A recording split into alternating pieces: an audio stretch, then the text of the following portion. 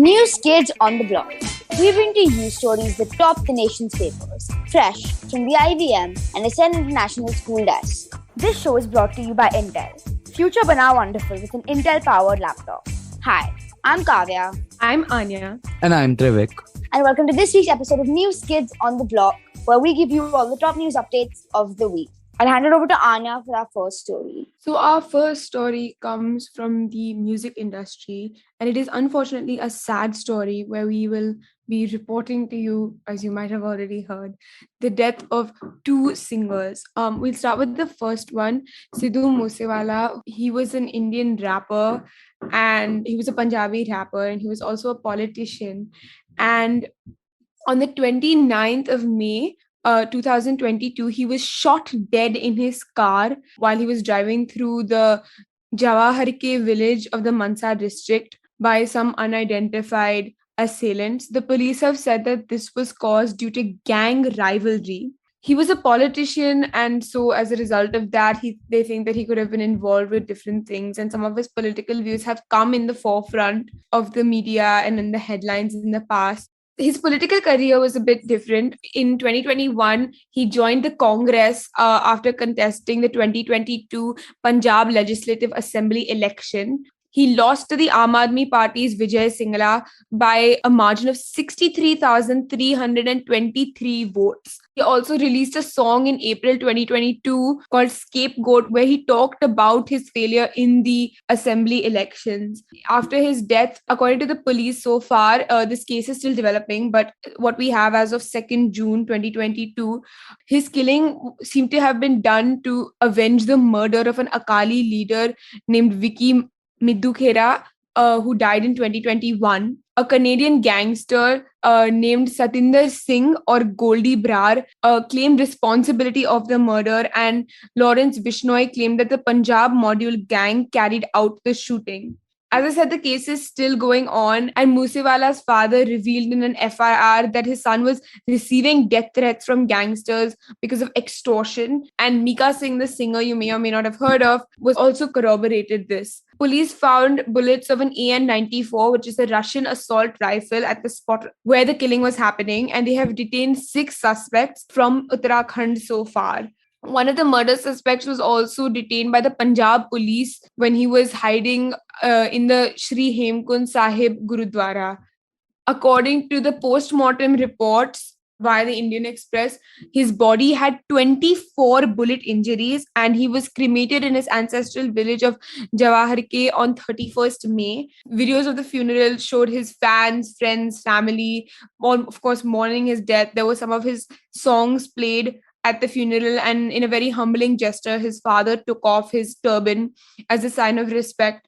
But like I said, this case is still ongoing, and I think, Kavya, it's quite like, this honestly seems like the stuff out of movies, like a musician, politician just being shot down because of gang rivalry. But I guess we know where movies get their inspiration from. The second death that the music industry reported was of the singer KK. Having not done any formal training, his motto was that a singer must be heard, and so it doesn't really matter what they look like. He gained popularity after he made an appearance in the song Josh of India that was released for the Indian cricket team during the 1999 World Cup. On 31st May 2022, he was performing at the Nazrul Manch Auditorium in South Kolkata during a college fest, and he said that he was feeling very well after his performance, and on the way back to his hotel, he suffered a cardiac arrest. While they tried to revive him on his way to the hospital, they were unsuccessful, and he was declared dead on arrival. He was 53 years old at the time. Since then, the Kolkata police have registered a case of unnatural death, and it will be and the case is currently being investigated. The Hindu noted that he remained a rage in the concert circuit and will be remembered as a singer who became the voice of the heart. Times of India also said that he was the most versatile singer. Some of his most popular songs include Aankhon Mein Teri from Om Shanti Om and Khuda Jaane from Bachna Hai Hasino, which I think are just immortal songs. I think that for a lot of people, his songs really shaped their childhood, and he's like, and I think one of the really sad quotes that I read while I was scrolling through Instagram the other day was just, how do you mourn the death of someone whose voice comforted you through anything else you went through? And I think that that's just sort of the takeaway from both of these stories. Thanks, Anya. Actually, I went to a KK concert once, and it was a really great experience. So he definitely will be missed. I will take us into the next story, which is also a pretty sad story. The Nepal Civil Aviation Authority on Monday said that 21 bodies were recovered from the wreckage of the Tara air flight, which crashed in the Mustang district on Sunday. This airplane had 22 people on board, and it had taken off in the morning at 9:55 a.m. from Pokhara. However, after 12 minutes of it being in the air, it lost contact with the air traffic control, and it crashed. The aircraft had 4 Indians traveling in it: Vaibhavi Tripathi, her former husband, and their 2 children. A spokesperson of Tara Air had told local media that the bodies were scattered over a 100-meter radius from the main point of impact. He also said that the aircraft had slammed into a mountain, which is why it was broken into several pieces, and that heavy impact had resulted in the bodies being thrown in all different places. So this is definitely a really sad piece of news, and our condolences to all the families of these people. On that note, we shall take a quick break with Intel powered laptops, and we'll be right back.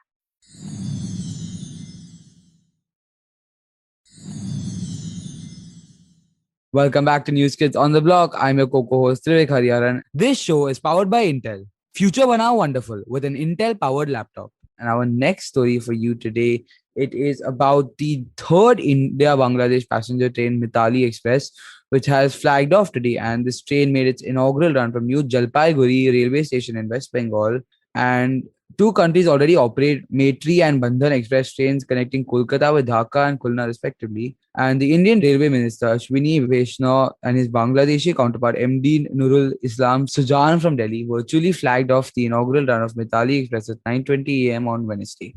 And this is some exciting news because now we've got further transport connecting India and Bangladesh. Thanks, Trivik, for that story. Our next story for you today comes from the world of sports, where recently a Chinese tennis player named Zheng Qinwen, who's a 19-year-old, said that her 4th round loss in the French Open against Iga Swiatek was due to her menstrual cramps. Basically, she was making history already as she set off against the world's #1 tennis player, Iga Swiatek, in their 4th round match. However, she took a medical timeout, having her back massaged when she went before going to the locker room, and then she came back with her right thigh strapped.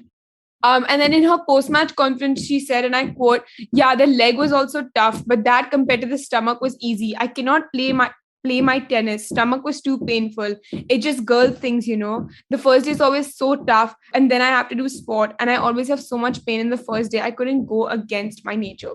And basically, she then rounded up by saying, "I wish I can be a man on the court," talking about how the effect of her menstrual cramps affected her performance. And I think that this is a really interesting story because women have, for so long, like, played sport, and there have been so many athletes, like since Billie Jean to like Serena Williams, especially in tennis, who have talked about, their gender not stopping them. But at the same time, we never really think about the effect of like periods or maternity when it comes to women.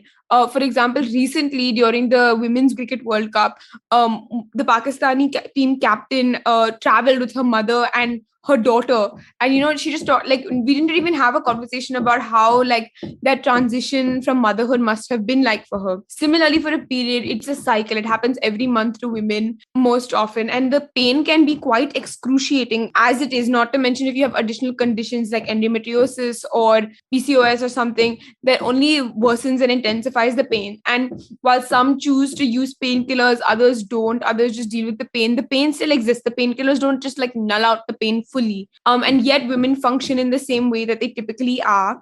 I mean, to some extent, think about it, right? You're like playing sports on the biggest stage in the world, and suddenly you're just like, oh shucks, I got my period, and you're dying of pain, and the first 2 days are like horrible. And of course, it's like varies for like every woman. And this isn't the first time that this has happened. A First Post article talks about how Earlier in May, Lydia Ko, the world number 3 in golf, brought up the issue saying that how when an interview asked her why she was being stretched out midway through the final round of the Palos Verdes Championship, she responded, "I hope not. It's that time of month." I know the ladies watching are probably yeah, I got you. And then in the 2016 Rio Olympics, the Chinese swimmer Fu Yuanhui, who is a backstroke specialist, she had a really bad day and she performed much below her own standards after her team came fourth place in the 4 into 100-meter medley relay. And she said that my period started last night, so I'm feeling pretty weak and really tired. And I just think that this is a really interesting point to bring up, because we can talk about, period leave and menstrual leave. But if you're an athlete competing on the biggest stages in the world, like the Olympics or any other championship, how do you deal with that pain? This is something so interesting, because of course the pain does physically wear you out. And if you're performing as an athlete, even if you've been training with your period for how many ever years, it doesn't suddenly make the pain any less, or the exhaustion or the chemical changes in your body any less. On that note, time to take a quick break with Intel powered laptops. And we'll be right back.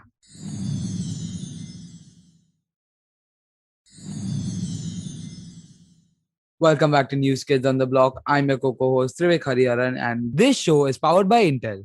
Future Banao Wonderful with an Intel powered laptop. We have another story for you today. This one is coming from Gujarat, as the Department of Post has, for the first time in history, delivered mail using a drone. That's right, a drone, as a part of a pilot project in Gujarat's Kutch district, covering a distance of 46 kilometers in 25 minutes, officials said on Sunday. The mail was sent by the drone from Habe village in Bhuj Taluka to Nair village in Bhajau Taluka of Kutch district by the Postal Department under the guidance of the Union Ministry of Communications. A release issued by the Press Information Bureau in Ahmedabad said, with the success of this pilot project, it will now be possible to make postal deliveries by drone in future.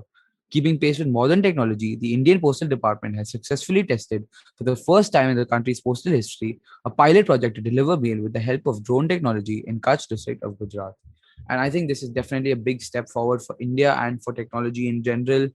I personally haven't heard of drone mail delivery until this story, and I think it's pretty fascinating to see what's going on in Kutch right now.